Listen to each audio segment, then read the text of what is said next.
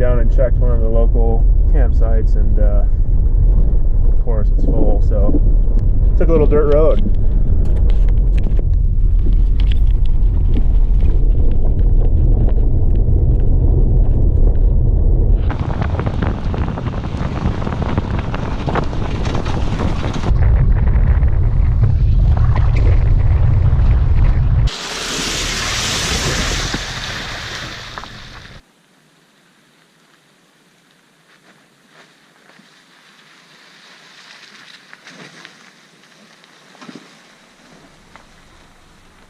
Trying to find a campsite.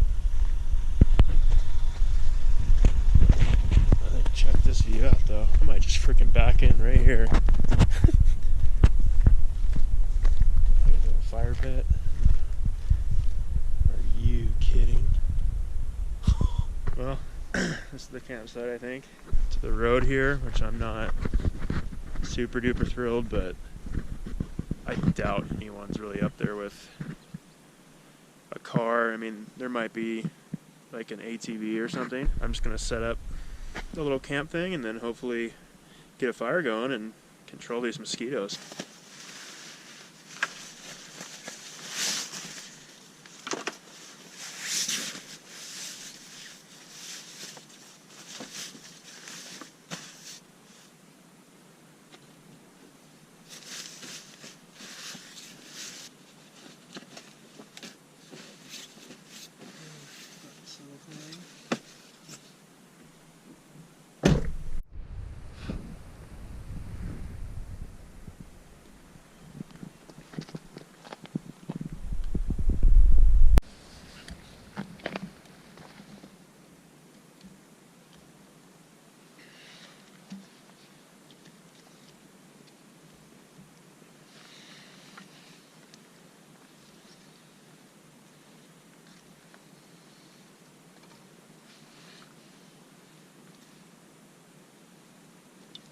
Axe, water, definitely need bear spray up here. Guidebook, and I poured myself some kombucha. I'm set for the evening. Not too bad.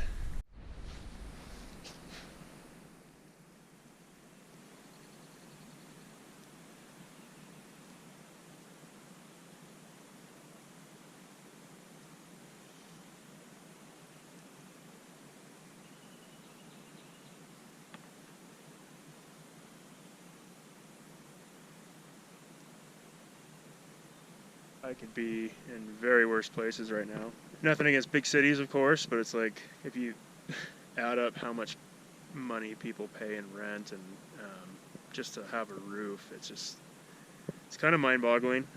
Just considering my Subaru probably costs right now maybe $6 grand, $7 grand, and I have this for free. I have one of the most beautiful campsites. I have my cars completely set up with everything I need. I have a fire. I have a chair, and I'm doing my homework, getting ready for a tour the day after tomorrow, and just like that, it's like I'm miserable. You know, I used to come out to places like this a lot the last couple of years, and I'm obviously starting to realize this now, but alcohol has always been my companion on all of these little adventures. I would always do stuff like this on my own. I never brought anyone, and you know, the girls I ever dated, and some of them probably did want to come, but they just didn't have the schedule I did, and I would just always disappear. But you know, it's just phenomenal how I was all excited, blah.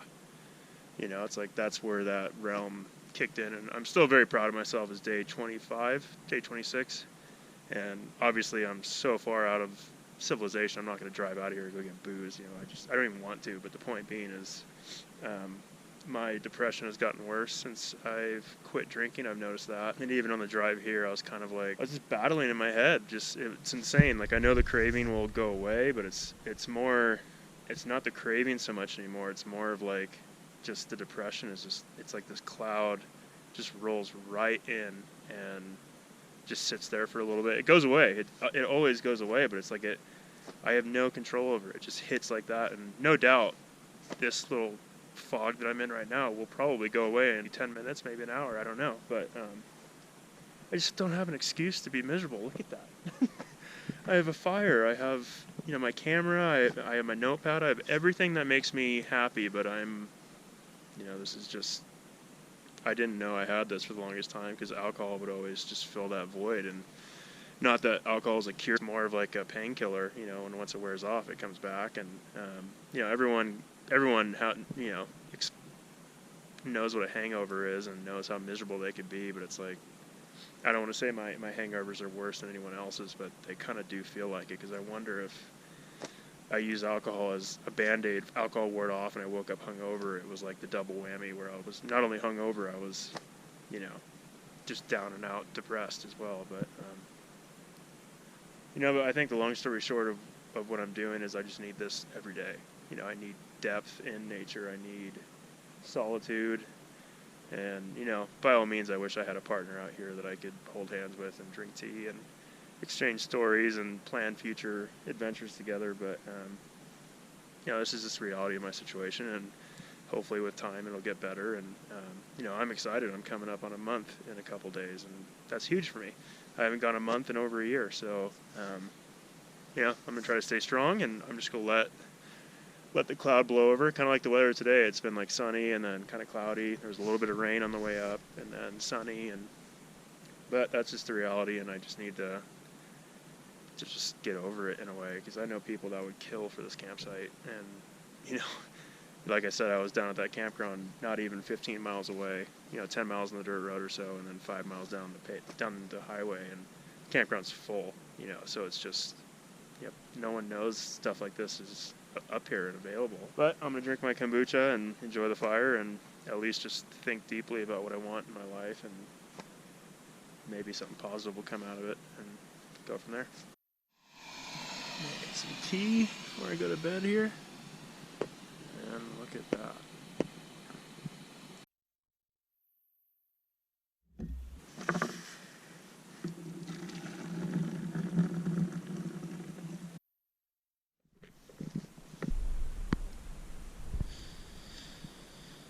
Wash this jacket anyways. Gotta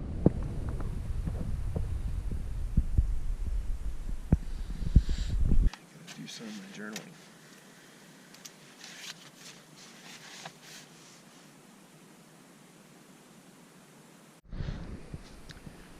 Morning.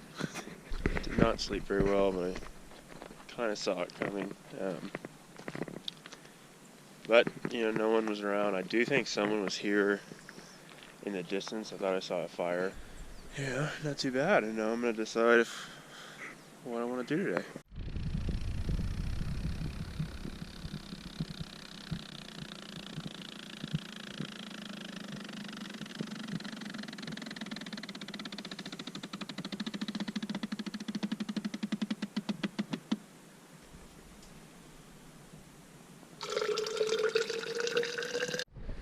So I'm all packed up, and I'm thinking I might go into Yellowstone today. It's only about 20 miles away, so. But there's one part of my recovery that I haven't mentioned yet, and that's really crucial and amazing. I can't believe it's taken me 31 years to figure it out, is daily meditation. So I'll either do it in the morning, or when I go for a run, I try to find a spot where I can meditate. But meditation's incredible, so I just try to do, like 10 minutes in the morning is huge. So I'll try to do that right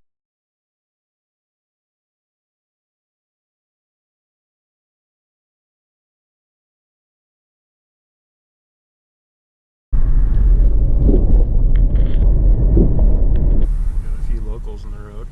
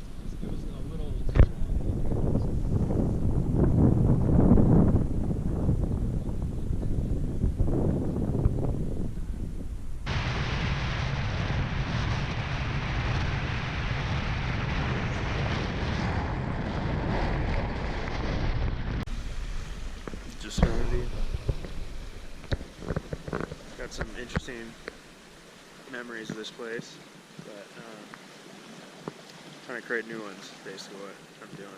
More to that story down the road as well, but Yellowstone has long been kind of a dark place, to be honest, but it wasn't dark for me when I was here. I was enjoying myself, but I think that was the problem. But yeah, pretty amazing day so far. None too bad.